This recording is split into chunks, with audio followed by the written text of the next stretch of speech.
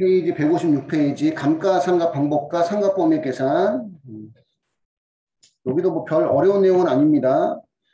자, 유형자산, 예, 무형자산 있는데 유형자산의 건축물은 예, 신고하면 정액법, 무신고도 정액법이에요. 건축물은.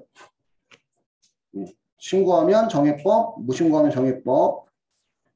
기타의 유형자산은 예, 신고는 정률법과 정액법 중에 신고할 수 있어요. 정률법과 정액법 중에. 근데 신고하지 않으면 정률법이고 예, 강업용 예, 유형자산 예, 실무시험으로는 안 나와요. 예, 강업용 유형자산은 예, 생산량 비례법, 정률법, 정액법 중에 예, 신고한 방법을 선택할 수 있고 신고하지 않으면 예, 생산량 비례법이고 실무시험으로 무형자산은 거의 안 나왔던 것 같아요. 제 기억에는. 개발비 같은 경우는 예, 신고하는 경우는 20년 이내 기간 동안 정액법인데 예, 신고하지 않으면 5년간 정액법이고 사용수익 기부자산가액은 예, 사용수익 기간 동안의 정액법, 신고도 예, 사용수익 기간 동안 정액법, 무신고도 사용수익 기간 동안 정액법, 주파수 이용권과 공항시설관리권 예, 둘 다 신고나 예, 무신고나 예, 사용기간 동안 정액법, 기타의 무형자산은 예, 신고도 정액법, 무신고도 정액법 되고 넘겨서 예, 감가상각 방법의 신고기한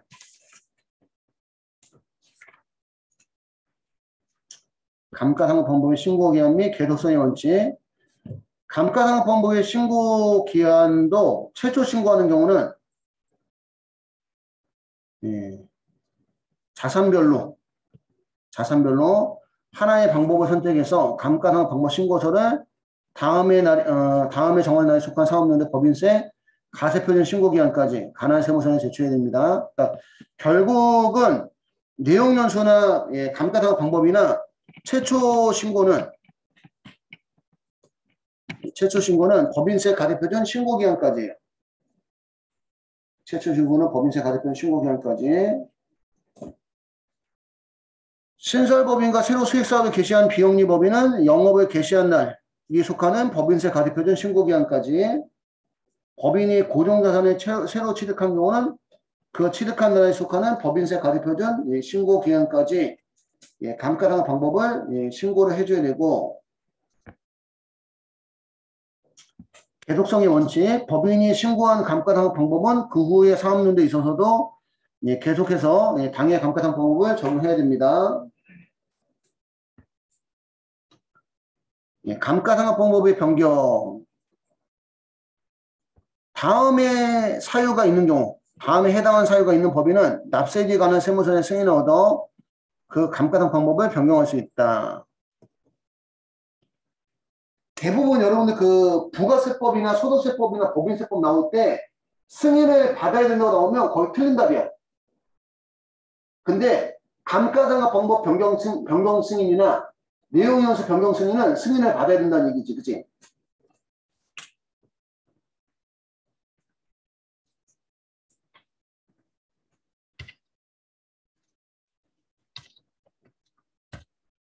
내용연수 변경 승인은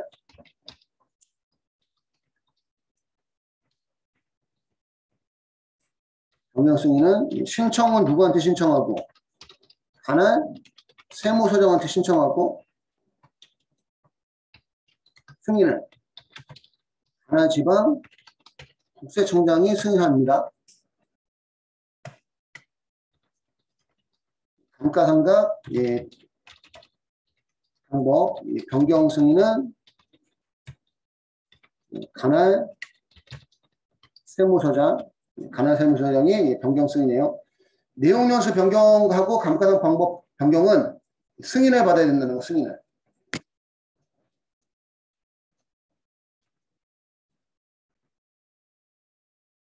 변경 사유 이런 것들은 이제 이론 시험에 나와요. 이론 시험에 감가상각 방법이 서로 다른 법인이 합병 또는 분할했다. 감가상각 방법이 서로 다른 사업자 사업의 인수 또는 승계했다. 외국인 투자 촉진법의 규정에 의해서 외국 투자자가 내국 법인의 주식 등을 20% 이상 인수 또는 보유하게 됐다. 해외 시장의 경기 변동, 경제적 여건의 변동으로 인해서 종전의 상각 방법을 변경할 필요가 있다. 이럴 때는 감가상각 방법을 변경할 수 있다 이런 얘기입니다. 변경에 대한 신청 기한은 사업연도 종료일, 그지? 적용하고자 하는 최초 사업년 종료일까지 납세지 관한 세무서장에게 신청서를 제출해야 돼요. 내용연수 변경 승인도, 그지? 변경할 내용연수를 적용받고자 하는 사업연도 종료일까지, 그지? 예. 신청서를 내야 되고요.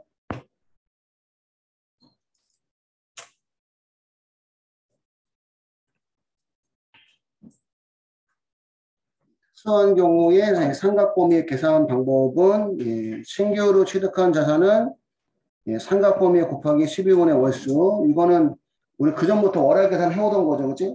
월할 계산한다 이런 얘기고, 월할 계산할 때 1개월 미만의 일수는 1월로 하고, 자본적 지출이 발생한 경우,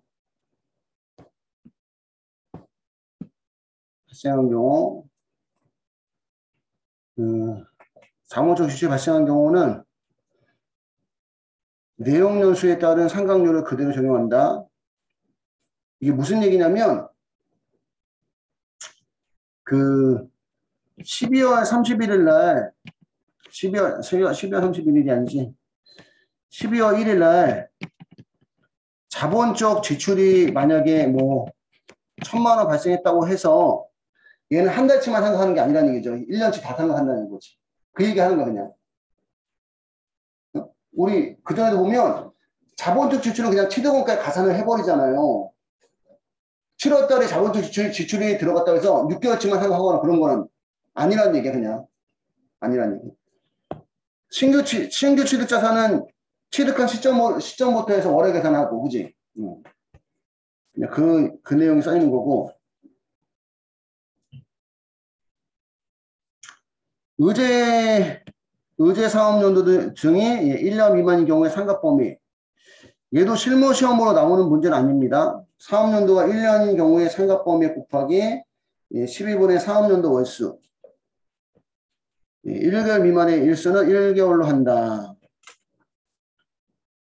의제 사업연도 등이 1년 미만인 경우.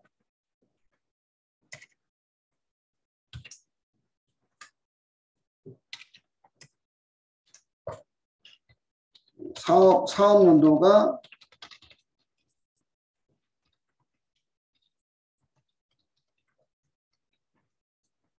미만인 경우 상각률 계산에 대한 거거든요.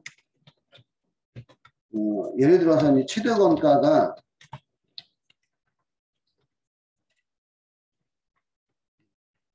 1월 1일에 기계장치를 취득했고 취득원가가 1,000만 원이고 잔존 가치는 0원이고 내용연수가 5년인데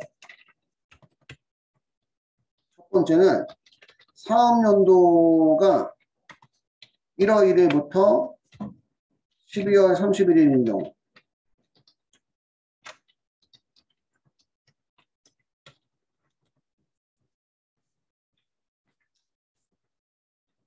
상각률 세법은 상각률도 나와 있거든요. 상각률도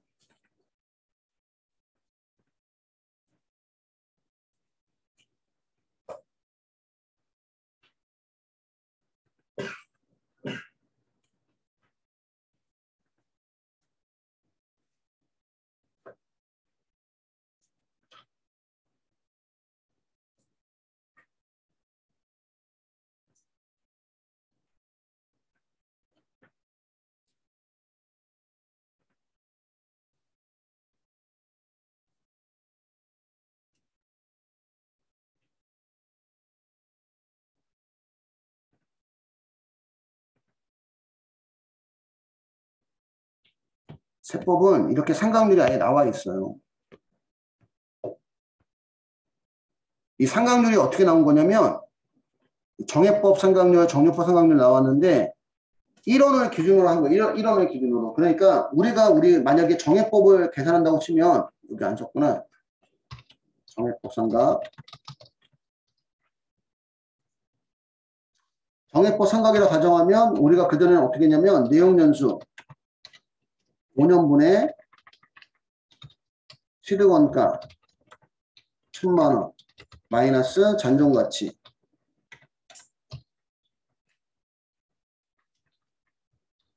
이렇게 해서 1000만원을 5년 나누니까 1년에 200만원을 생각을 했단 말이에요. 그지? 그지? 기업회계 할 때는. 근데 세법은 어떻게 하냐면 상각률을 미리 정해놨어. 1원을 기준으로. 내용연수가 몇 년이야? 내용연수가 5년이죠.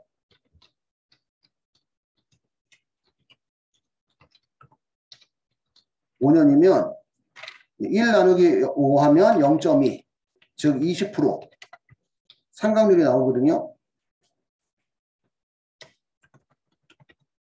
그러면 상가액은 취득원가 1000만원 잔존가치 인정하지 않으니까 1000만원에 상각률 20%에서 200만원을 계산한다는 거지. 이런 방식이라는 얘기입니다. 이런 방식. 세법은. 근데 그건 똑같죠. 그지? 어차피. 이 사업연도가 1년인 경우인데 봐봐. 사업연도가 6개월인 경우. 6개월인 경우. 그러면 상각률을 내용연수 5년에 대한 상각률 잠깐만 봐봐요. 내용연수 5년에 대한 상각률이 법인세법 시행규칙에 5년이면 20%로 돼 있다는 거지. 할 분리.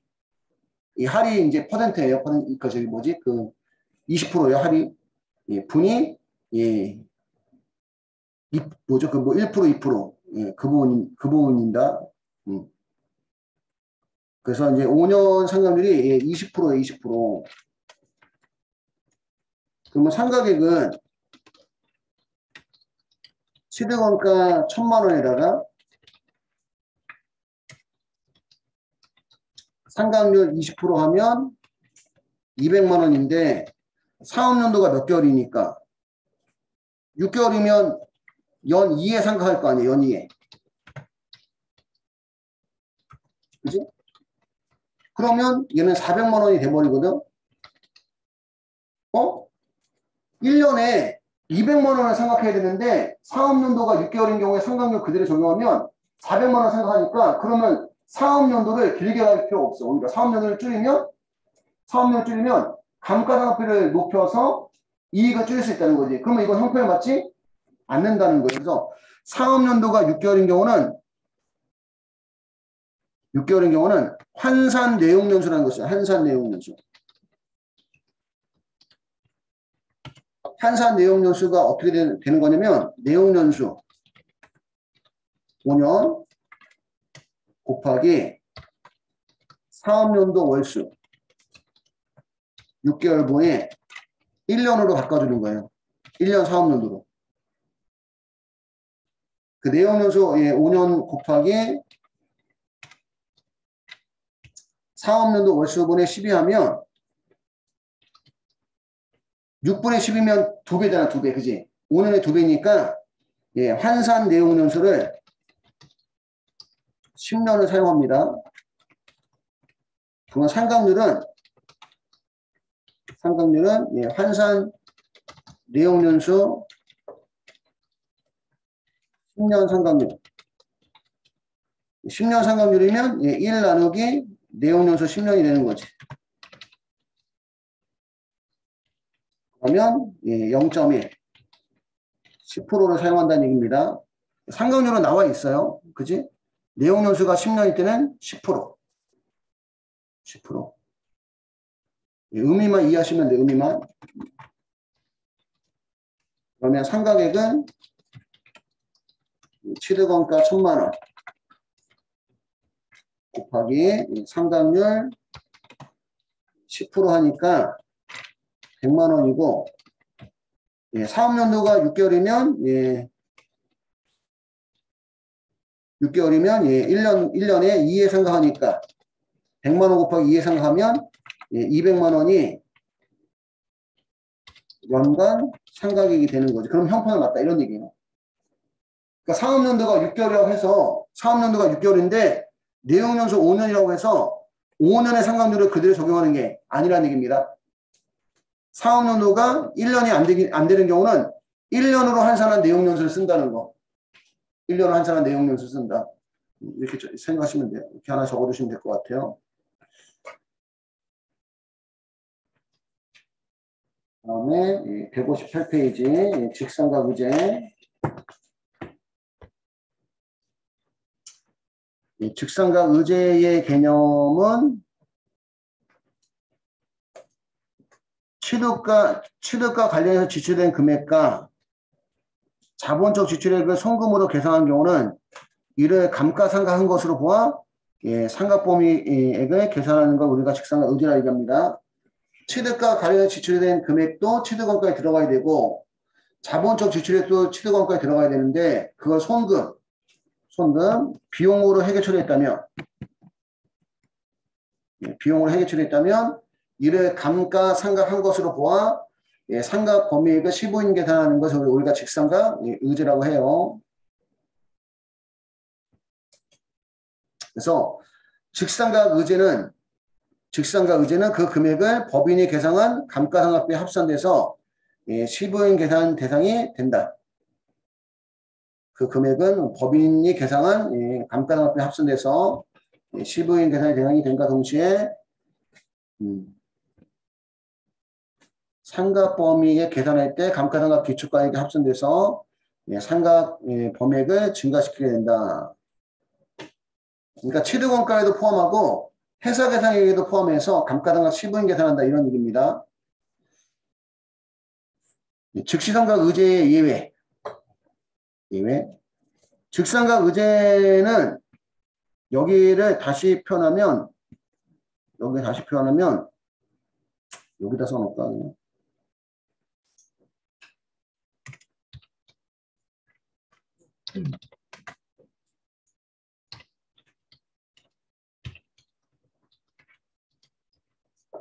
즉시상각 의제는 취득 재비용과 자본적 지출액을 송금, 비용 계상한 경우 취득과 동시에 감가상각한 것으로 본다.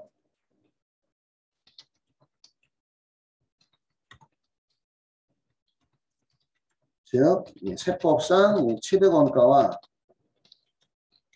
회사 계상액에 포함해서 우리가 감가상각 15인 계산한다 이런 표현 써요. 세법상 취득원가와 회사 계상액에 포함해서 감가상각 15인 계산한다.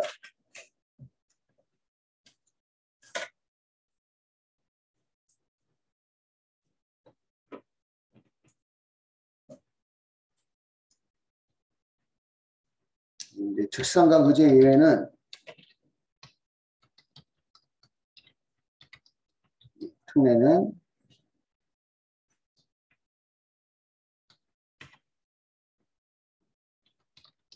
취득 재비용과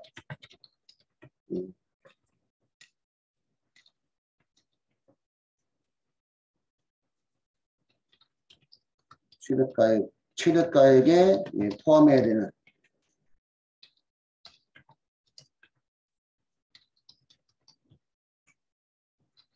취득가액에 포함해야 되는 취득자산과 자본적 지출액을 송금, 비용 계상한 경우에도 감가상각 15인 계산 없이 송금으로 인정하는 것을 우리가 직상각 의제 특례라고 얘기하는 거예요. 취득가액에 포함해야 되는 취득자산, 취득재비용, 취득재비용은 해당 사항이 없지.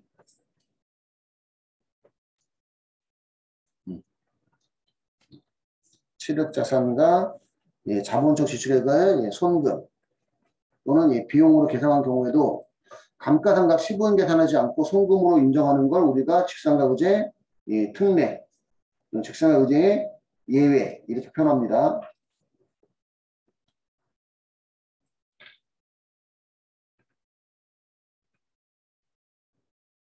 그래서 얘네들은 처음부터 비용 처리해도 손금 인정이 된다는 얘기입니다. 처음부터 비용 처리해도 감가상각 시부인 계산 없이 그 자산을 사업에 사용한 사업용대 손금을 계산한 경우 손금으로 인정하도록 하는 특례 규정을 우리가 직상가구제 예외라고 하는 거예요.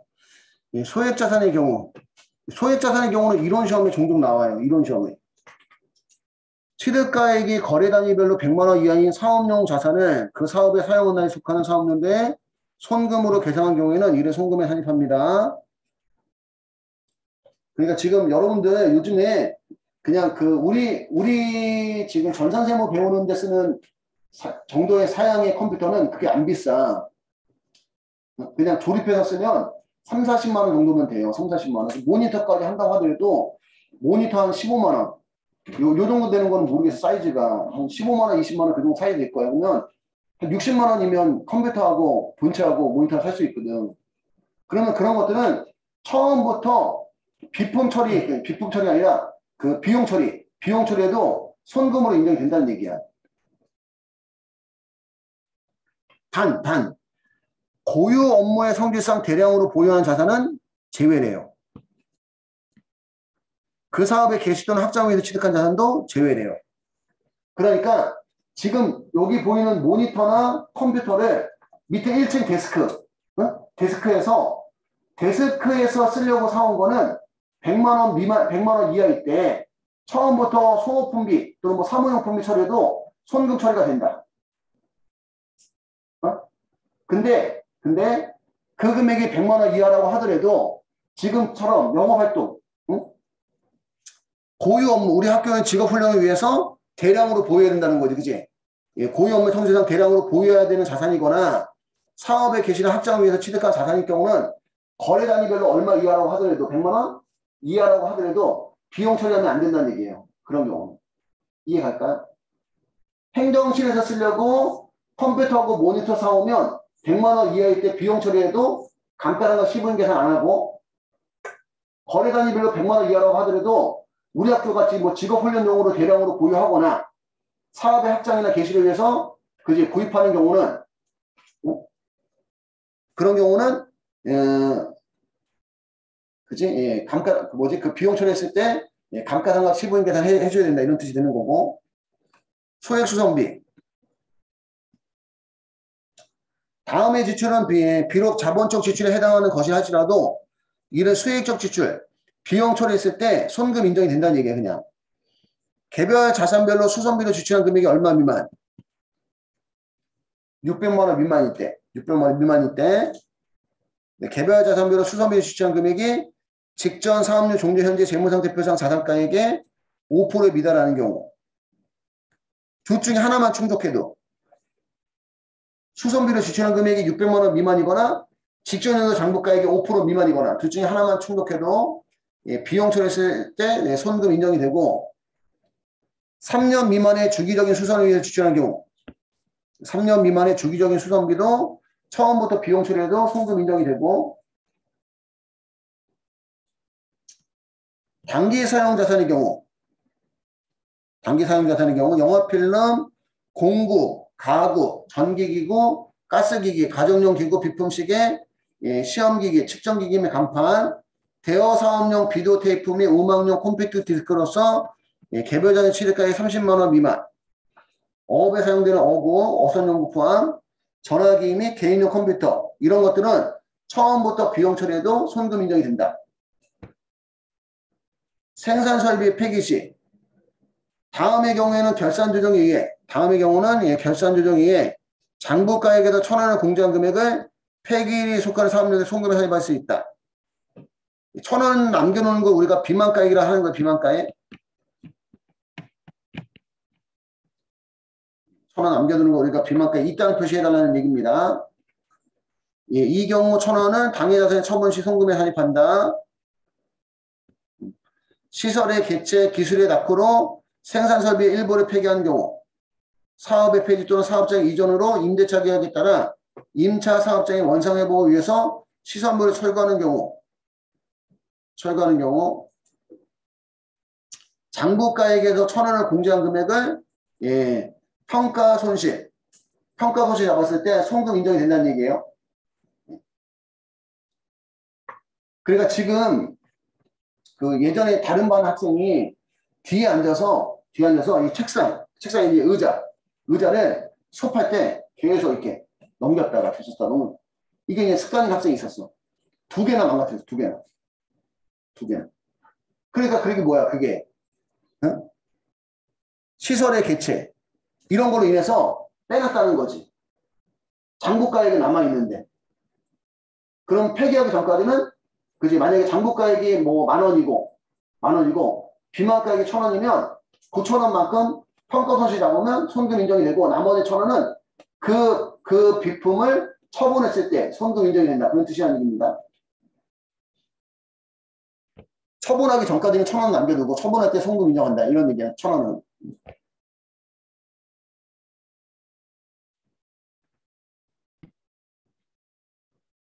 자, 감가상각 의제. 감가상각 의제는 법인세가 면제되거나 감면되는 사업에 영향하는 법인으로서 실제로 법인세를 면제 감면받은 법인이 당해연도의 상각범위액에 상당하는 감가상각비를 손비로 계상하지 아니하거나 가소계상할 경우 당해 상각범위까지 감가상각이 이루어지는 것을 의지하는 제도를 감가상각 의제라고 합니다.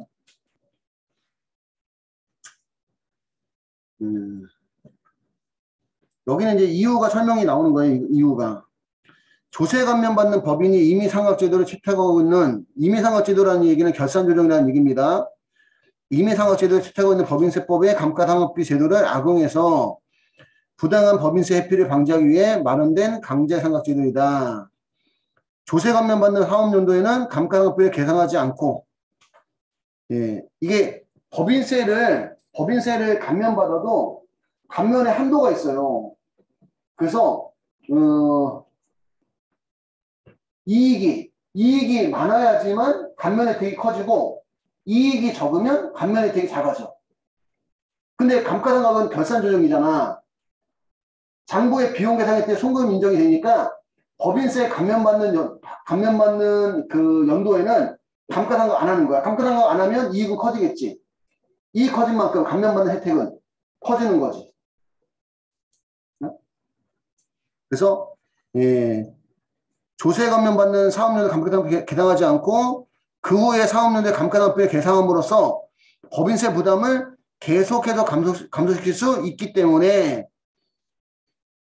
그 이후 상각범위 계산 시에 감가상각 의제된 금액만큼 감가상각비로는 송금 인정을 받을 수 없게 된다. 그러니까 이중에 혜택을 누릴 수 있다는 이중 혜택을.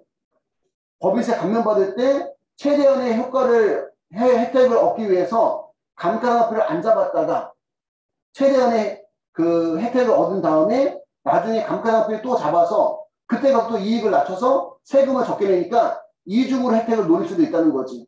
근데 세법은 그거를 허용하지는 않겠다는 얘기예요. 그래서 일부러 법인세 감면받는 법인이 감가상각 범위액보다 적게 감가상각 잡으면 무조건 나머지 적게 잡은 금액만큼도 감가상각을 이미 한 걸로 보겠다는 게 감가상각 의제 의미야. 따라서 그 이후 감가상각 범위 계산 시에 감가상각 의제된 금액만큼은 감가상각비로는 손금 인정을 받을 수 없게 됩니다. 그러니까 법인세 가대표들의 추계 결정, 경정하는 경우에도 감가상각 자산에 대한 감가상각비를 송금에 산입한 것으로 보는 걸 감가상각 의제라고 하고요. 의제 대상 법인은 법인세가 면제 감면되는 사업을 영위하는 법인에 들어갑니다. 법인세를 면제 감면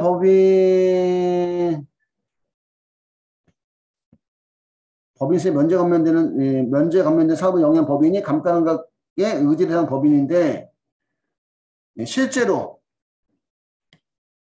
법인세를 면제받거나 감면받지 않은 경우에는 적용하지 않는데요. 그러니까 이게 뒤에서 최저한세라는 게 있거든요. 최저한세라는 게 뭐냐면 그, 아무리 많은 조세 감면을 받는다고 하더라도 조세 감면을 받지 않는 법인과의 형평을 고려해서 예, 최소한 내외 세금이 최저한세예요. 거기에 걸려서 법인세 감면을 혜택을 받지 않았다면, 예, 법인세 혜택을 감면 혜택을 받지 않았다면 감가상각 의제를 적용하지 않는다 이런 얘기입니다. 실제로 법인세를 면제받거나 감면받지 않은 경우는 적용하지 않는다. 사후관리. 위의 규정에 의해서 감가상각 의제 규정이 적용된 사업연도에 감가상각 의제 규정이 적용된 사업연도에 다음 사업연도부터 적용되는 정액법과 정률법의 상각범위의 산식. 정률법의 상각범위액은 재무상태표상 장부가액에서 단기직상각 의제. 단기직상각 의제는 취득원가에 넣어야 되는데 비용 처리했기 때문에 더하라는 얘기에 취득원가에 사실. 그 다음에 상각부인액은 상각은 했지만 부인당했으니까 더하고 의제상각 누계액은 이미 상각한 거로 보니까 뺀 금액에다가 상각률을 곱해서 정률법 상각액을 구하고 정액법 같은 경우는 상각범위액이 둘 중에 작은 금액을 상각범위로 한대요. 재무상태표상 취득가액에다가 직상각 의제 누계액을 더하고 더한 금액에다가 상각률 곱한 거하고 재무상태표상 장부가액에다가 장기 직상각 의제 더하고 상각부인에 더하고 의제 상각 누계액 빼고 이렇게 뺀 금액 둘 중에 작은 금액을 상각범위로 한다. 정액법은 재무상태표상 취득가액에다가 즉시상각 의제 이거 직상각 의제액 누계지 감가상각 의제 아닙니다. 직상각 의제액 누계. 얘는 자산 처리해야 되는데 비용 처리한 거 얘기하는 거야. 자산 처리를 비용 처리한 거. 자산을 비용 처리한 거. 그러니까 취득원가에 안 들어가 있기 때문에 더하라는 얘기예요. 거기에 상각률 곱한 금액하고 이게 일반적인 감가상표 구하는 계산식이고요. 1번과 2번 재무상태표상 장부가액에다가 단기 직상각 의제액을 더하고 상각부인액을 더하고 거기서 이제 의제상각 누계액을 뺀 금액 1번과 2번 중 작은 금액을 상각범위액으로 하겠다. 대부분은 1번이 작겠죠. 넘겨서 감가상각의 기타 문제. 감가상각 자산을 양도한 경우 세무조정. 법인이 고정자산을 양도한 경우 개별 자산별로 다음과 같이 세무조정한다. 이것도 이론 시험에 나와요. 이론 시험에 주로 이제 이론 시험에 나오는데 여러분 생각해봐. 우리 그 세무조정에서 유보 플러스 유보든 마이너스 유보든 유보는 영구적 차이, 일시적 차이. 일시적 차이니까 자산은 일반적으로 처분하거나 회수했을 때 채권은 회수 또 어떤 자산은 처분했을 때 반대의 세무조정으로 없애줘야 돼. 플러스 유보였던 거는 마이너스 유보로 마이너스 유보였던 것은 플러스 유보로 없애줘야 돼요. 그래서 상각부인액은 그 전에 무슨 불산이 송금 불산이 유보 발생했던 거니까 그 전에 상금불산 유보 발생했던 거니까 자산을 처분하면 돈 금액의 송금산이 마이너스 유보 그냥 유보 감소하는 거죠. 감소하는 거고 시인부족액이 있는 경우는 별도의 조정은 없습니다. 그 전에 시인부족액은 원래부터가 세무조정이 안 나온 거잖아, 그치? 그래서 처분했을 때 별도의 조정이 안 나와요. 상각부인액은 그 전에 송금불산을 했기 때문에 송금산임이 나오는 거고 시인부족액은 부족액이 있을 때 조정이 없었잖아. 조정이 없었기 때문에 이때도 조정이 없다 이런 얘기입니다.